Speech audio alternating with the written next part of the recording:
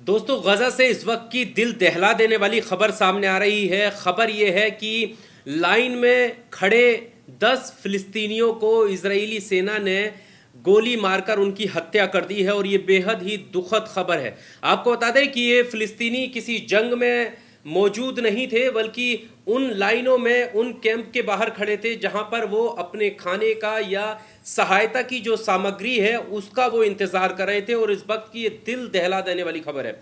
10 लोगों की बताया जा रहा है खबर के मुताबिक कि तकरीबन 10 लोग हताहत होने की खबर है। और ऐसा करने के पीछे ये दावा किया जा रहा है कि इजरायली सेना ने सीधे तौर पर नागरिकों को, फिलिस्तीन के नागरिकों को निशाना बनाया है। ऐसा क्यों हुआ है, ये एक बहुत बड़ा सवाल है। पिछले 48 घंटे में ये वाकया सामने आया है कि पिछले 48 घंटे में 10 फिलिस्तीनी नागरिकों की हत्या कर दी गई है। और ये जो कैंप है सहायता का, उसके बाहर ये लोग खड़े थे। गजा में 48 घंटों में 10 भूखे लोगों की हत्या कर दी गई है। अल जजीरा की रिपोर्ट के मुताबिक ये खबर है कि पिछले 48 घंटों में इजरायली सेना ने गजा के रफा इलाके में सहायता के लिए जुटे लोगों पर गोलीबारी की, जिसमें कम से कम 10 फिलिस्तीनी नागरिक मारे गए हैं। ये लोग भोजन और जरूरी मानवीय सहायता पाने के लिए एक वितरण केंद्र पर जमा हुए थे, यानी जहां पर खाना इकट्ठा किया गया था वहां पर ये लोग जमा हुए थे और भूख और बाकी जरूरी चीजों से ये उनका इंतजार कर रहे थे। और इंतजार के बीच में ये सब कुछ हुआ। एक खबर ये भी है कि भगदड़ मची, उनमें इतने लोग मारे गए हैं और तकरीबन 46 लोग गंभीर रूप से घायल होने की खबर आ रही है।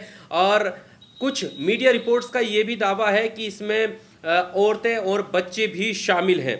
घटना की जानकारी मिलने पर यह पता चला कि घटना रफा के एक नए सहायता वितरण केंद्र पर हुई, जिसे गजा ह्यूमैनिटेरियन फाउंडेशन यानी GHF चला रहा था।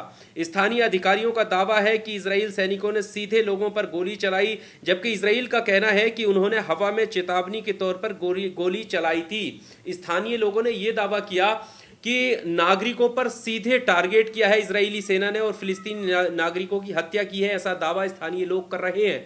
लेकिन इजरायली सेना का यह कहना है कि उन्होंने कंट्रोल करने के लिए, संतुलन बनाने के लिए हवा में फायरिंग की थी, कि भगदड़ मची थी खाने को लेकर, इसकी वजह से उन लोगों की मौत हुई है। दो अलग अलग तरह के दावे हैं, लेकिन अल जजीरा की माने तो तकरीबन 10 लोगों की इसमें जान जा चुकी है। यानी जो भूख मिटाकर अपनी जान बचाने का प्रयास कर रहे थे, जो इंतजार कर रहे थे कि अब उन्हें खाना मिलने वाला है, पानी मिलने वाला है, या जरूरी जो सामान है वो सामग्री उन्हें मिलने वाली है, उन्हें नहीं पता था कि वो भूख मिटाने जिस लाइन में खड़े हैं वहां पर उनकी जान चली जाएगी और उनकी गोली का, वो इजरायली सेना की गोली का शिकार हो जाएंगे।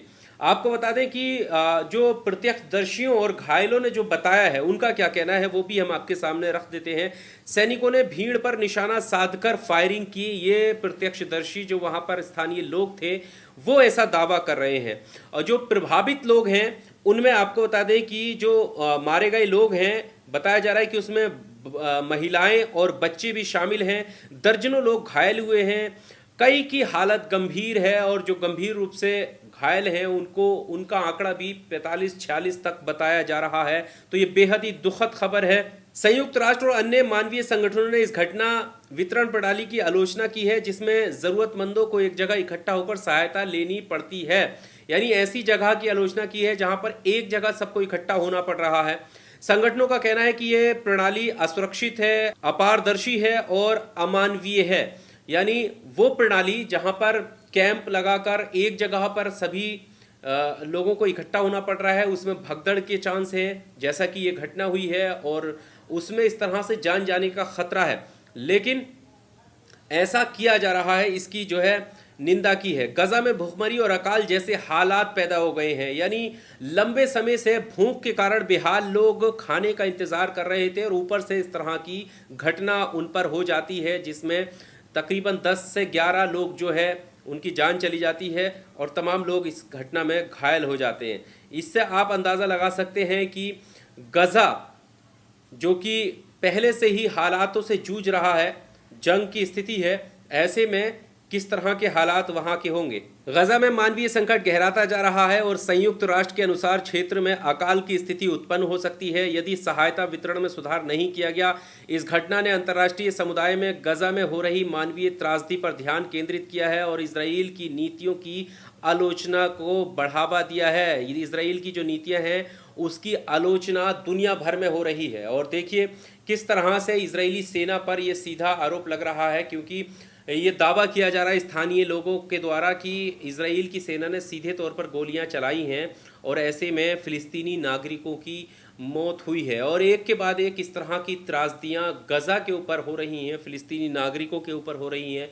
आपको बता दें कि इस युद्ध की शुरुआत 7 अक्टूबर 2023 को हुई थी, जब और उसमें तकरीबन 1200 लोग की जान चली गई थी और बहुत सारे लोगों को बंधक बनाया था। उसके बाद फिर इसराइल ने जो है रिटेलिएट किया, उसके बाद गाज़ा ने रिटेलिएट किया। तो लगातार इसराइल और गाज़ा के बीच ये जंग जारी है, बदस्तूर जारी है, एक दूसरे पर आरोप प्रत्यारोप का दौर जारी है और तमाम दुनिया भर के लोग नजरें गड़ाए हुए हैं। लेकिन देखना ये ज़रूरी है कि जो नागरिकों के अधिकार हैं उनसे वंचित उन्हें होना पड़ रहा है और फिलिस्तीनी नागरिक इसमें हताहत हो रहे हैं। ये बड़ी ही दुखद खबर है।